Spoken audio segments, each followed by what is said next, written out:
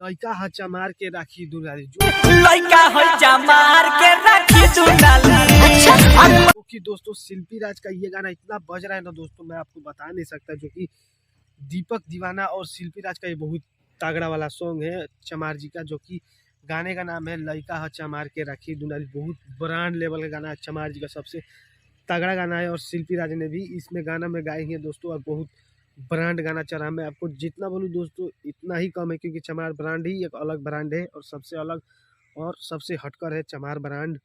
तो आप लोग ये गाना इतना बजा दीजिए, इतना बजा दीजिए ना दोस्तों, इतना कि एकदम धूम धड़ाका हो जाए पूरे भोजपुरी इंडस्ट्री में। एकदम ताल का मजा है। जो कि शिल्पी राज का है गाना और दीपक दीवाना जी का गाना है, बहुत ब्लास्ट गाना है दोस्तों। लइका ह चमार के राखी दुलारी बहुत खतरनाक टाइप का गाना है, चमरान सॉन्ग।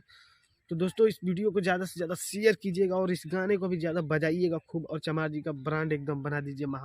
ब्रांड नहीं, महा ब्रांड एकदम।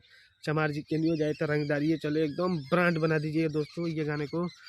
तो दोस्तों सोचा कि क्यों ना आपको कुछ वीडियो बना के दिखा दिया जाए, और दिखा दिया जाए कि हाँ शिल्पी राज भी कितना तगड़ा तगड़ा चमार के ऊपर गाना गा रही है, चमार जी के ऊपर।